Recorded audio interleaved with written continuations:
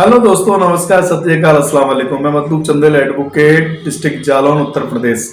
साथियों, मैं आज बात करता हूं आप सभी लोगों से जिसको लेकर सबसे ज्यादा फैमिलियां परेशान हैं। न्यायालय में ऐसे केसों की बड़ी भरमार हो चुकी है जो केसेस बड़ी तादाद में मैट्रिमोनियल को लेकर चल रहे हैं। मैं देख रहा हूं इस समय बहुत ज्यादा मर्डर के 302 के या 363 जैसे अपहरण के केसों की संख्या बहुत कम है। सबसे ज्यादा अगर मामले हैं तो पति पत्नियों के मामले हैं।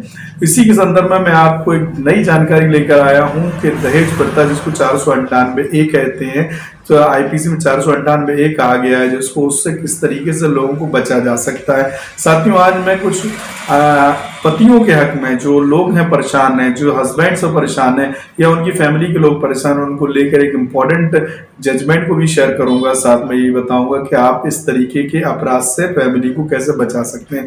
फ्रेंड्स, अक्सर आपने देखा होगा कि जब भी मुकदमेबाजी होती है, दहेज प्रथा जैसे मामले बनते हैं, 498 3/4 की धारा अक्सर आपने देखा होगा लग जाती है, तो उसमें झूठे तरीके से रिलेटिव्स, मतलब हस्बैंड की जो रिलेटिव हैं, चाहे उनके भाई हो या भाभी हो या माँ हो या बाप हो या बहन हो इन सबको मुलजिम बना दिया जाता है, जिसको लेकर बड़ी परेशानी लोगों में होने लगती है। और इतना ज्यादा झूठे मुकदमों का प्रचलन चल चुका है जिससे ये लोग रिलेटिव बहुत परेशान होते हैं।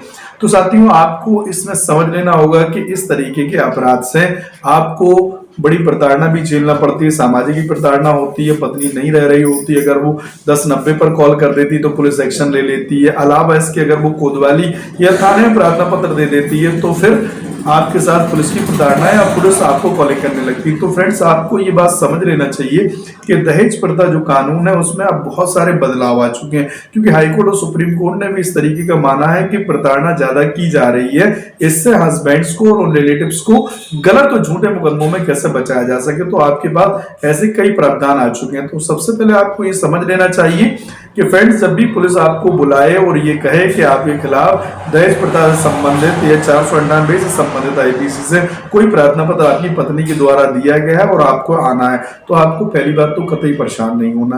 पुलिस आपको कॉल करती है, बुलाती है, आपको बेधड़क अपने लॉयर से एडवाइस लेकर, अगर आप थोड़े भी पढ़े लिखे समझदार हैं तो लॉयर से एडवाइस भी न लें, बल्कि आप सीधा जाकर पुलिस से मिल सकते हैं।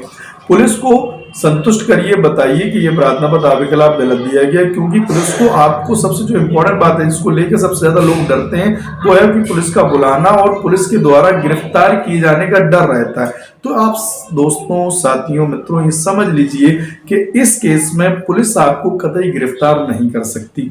उसको 41 का जो नोटिस है वो तामील आपको कराना पड़ेगा, क्योंकि इसमें गिरफ्तारी का राइट नहीं है। क्योंकि मैं आपको एक केस भी बता देता हूँ, इलाहाबाद हाईकोर्ट का केस है, विशाल कुमार बसने, state of UP, Vishal Kumar बनाम स्टेट और यूपी उत्तर प्रदेश। इसमें स्पष्ट कहा गया है कि किसी व्यक्ति को आप अरेस्ट नहीं कर सकते। अगर मैट्रिमोनियल मामला है तो पुलिस उससे पूछताछ कर सकती है, उसकी जानकारी ले सकती है, और अगर मुकदमा रजिस्टर्ड हो जाता है आपके खिलाफ, पुलिस FIR लॉन्च कर लेती है, तब भी पुलिस आपको गिरफ्तार नहीं करेगी। 41A का नोटिस आपको रिसीव कराएगी। एक केस लो और बता देता हूं जिसका नाम Arnesh Kumar versus state of Bihar. उसमें डायरेक्शन पूरा दे दिया गया कि दहेज प्रथा के मुकदमे से, प्रताड़ना से किस तरीके से बचा जा सकता है और उसमें क्या प्रक्रिया पुलिस को अपनाना पड़ेगी। Arnesh Kumar versus state of the Bihar जो केस है सुप्रीम कोर्ट का, इसको जब आप पढ़ लेंगे तो आपको मालूम पड़ जाएगा कि पुलिस को किस तरीके से इसमें काम करने की आवश्यकता है। पुलिस आपको गिरफ्तार नहीं कर सकती, आपको बिठा नहीं सकती, बल्कि अगर आपके खिलाफ किसी मामले में ये मुकदमा पंजीकृत हो भी जाता है, आपकी फैमिली के खिलाफ भी हो जाता है, तो आपको एक बहुत अच्छा चांस लेना चाहूंगा। कतई आपको, जो बहुत सारे लॉयर्स आपको एडवाइस कर देते हैं, बहुत सारे जो लॉयर्स के बीच में मुकदमे लड़ते हैं वो एडवाइस कर देते हैं कि भाई पुलिस आ जाएगी, आपको अरेस्ट कर लेगी, तो वो लोग भाग के अग्रिम जमानत ले लेते हैं, जिसको कहते हैं एंटीसिपेटरी बेल। तो आप पहली बात तो कतई एंटीसिपेटरी बेल ना डालें, कतई आप जमानत ना कराएं, क्योंकि इसमें गिरफ्तारी का कोई ऑप्शन नहीं होता है।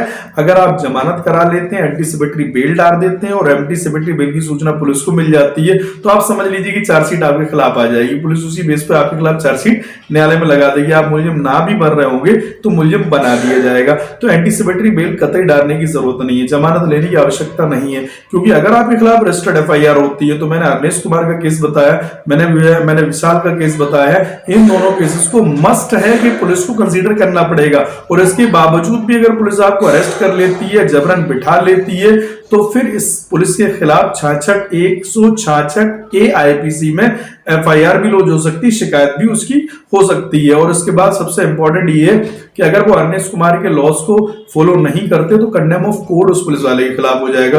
तो आपको कतई डरने की जरूरत नहीं है।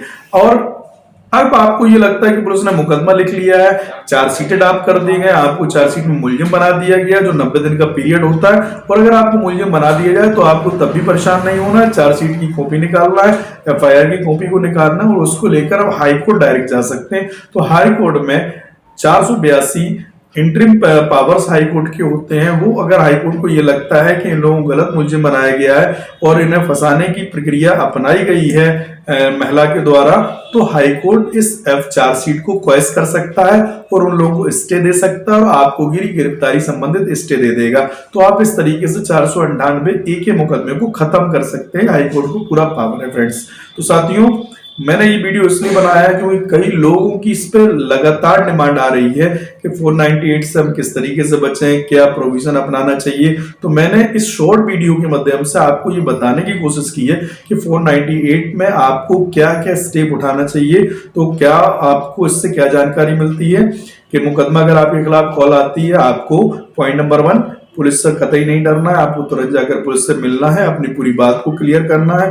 इसके बावजूद भी पुलिस अगर आपके खिलाफ एफआईआर लॉन्च करती है तब भी पुलिस आपको इस मामले में गिरफ्तार नहीं कर सकती, क्योंकि मेडिएशन पहले होगा। 2 पॉइंट हो गए, क्योंकि पुलिस किसी भी कंडीशन में इस मामले में आपको अरेस्ट नहीं करेगी।